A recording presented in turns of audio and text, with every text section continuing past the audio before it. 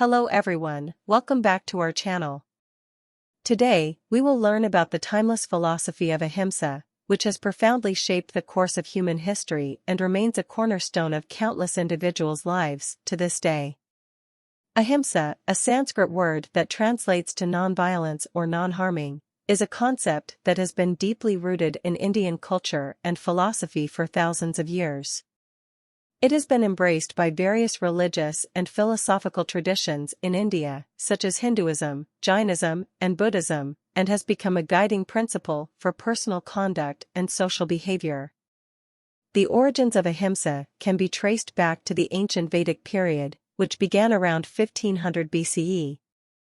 The Vedic texts emphasized the importance of nonviolence towards all living things and promoted the idea of a harmonious relationship between humans and nature.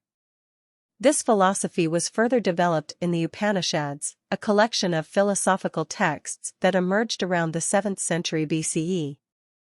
The Upanishads promoted the idea of seeing all living beings as one and emphasized the importance of treating all living things with compassion and respect. Jainism, which emerged in the 6th century BCE, is perhaps the most well-known religion that promotes ahimsa. Jainism teaches that every living being has a soul, and therefore, every living thing should be treated with kindness and compassion. Jains practice ahimsa by following a strict vegetarian diet, avoiding any form of violence towards animals, and by practicing non-violence towards other human beings as well. Jains believe that by practicing ahimsa, one can attain moksha or liberation from the cycle of birth and death. Buddhism, which also emerged in the 6th century BCE, also emphasizes the importance of ahimsa. The first precept of Buddhism is to abstain from killing or harming any living being. Buddhists believe that all living beings are interconnected and that by practicing nonviolence, one can achieve inner peace and ultimately, enlightenment. In Hinduism, the concept of ahimsa is closely associated with the idea of dharma, or righteous conduct. For example, in the Bhagavad Gita, a section of the epic Mahabharata, Lord Krishna teaches the warrior Arjuna the principles of right action, including nonviolence towards all beings. Hinduism also promotes the idea of karma, or the law of cause and effect, which suggests that one's actions will have consequences, either positive or negative. In the early 20th century, when India was under British colonial rule, the Indian people were subjected to severe discrimination and oppression. During this turbulent time, a young lawyer named Mohandas Karamchand Gandhi returned to India from South Africa, where he had spent over 2 decades fighting for the rights of Indian immigrants. Gandhi had been deeply influenced by his experiences in South Africa, where he had first developed the concept of nonviolent resistance or satyagraha, as a means of confronting injustice. He believed that nonviolence was not just a political strategy but a way of life, rooted in the Indian concept of ahimsa or non-harming.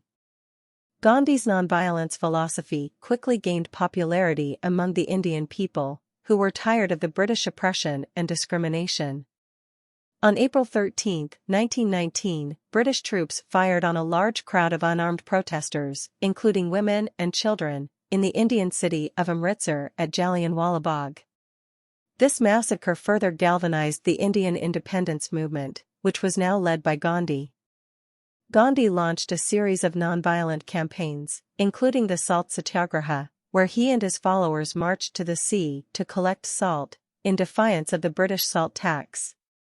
After many years of sustained nonviolent protests, India eventually obtained its independence from Britain in 1947. Martin Luther King Jr., the leader of the civil rights movement in the U.S., was deeply influenced by Mahatma Gandhi's philosophy of nonviolent resistance. King saw Gandhi's use of nonviolence to bring about change in India and believed that it could also be applied to the struggle for civil rights in America. Similarly, the anti-apartheid movement in South Africa was heavily influenced by Gandhi's philosophy of nonviolence. Nelson Mandela, the leader of the anti-apartheid movement, was greatly inspired by Gandhi's use of nonviolence in India, and he saw it as a means of confronting the apartheid system without resorting to violence. Would ahimsa or nonviolence protests have worked against Hitler or Stalin? Both of these leaders were responsible for committing horrific acts of violence and oppression, and their regimes were characterized by brutality, authoritarianism, and disregard for human rights. Nonviolence movements are most effective in situations where there is a degree of political openness, where the people in power are at least somewhat responsive to public pressure, and where there is a degree of international support. In the case of Hitler and Stalin, it is unlikely that they would have responded to nonviolent resistance, given their commitment to using violence and repression to maintain their power. That being said, it is important to note that nonviolence movements are not necessarily about achieving a specific goal or outcome. They are often more about creating a moral and spiritual transformation in society, challenging the status quo, and demonstrating that there is another way of being in the world. Today, the concept of nonviolence and ahimsa continues to inspire movements for peace and social justice around the world. It reminds us that we can confront injustice and oppression without resorting to violence, and that the power of love and compassion can overcome even the most entrenched systems of oppression. In our daily lives, the principles of nonviolence and ahimsa can guide us in our interactions with others, encouraging us to be mindful of the impact of our words and actions and to seek to resolve conflicts in a peaceful and constructive manner. They remind us that every individual has the power to make a positive difference in the world, and that we can create a more just and peaceful society by embodying the principles of nonviolence in our lives. Please like our videos and subscribe to our channel to support this type of content. Thank you.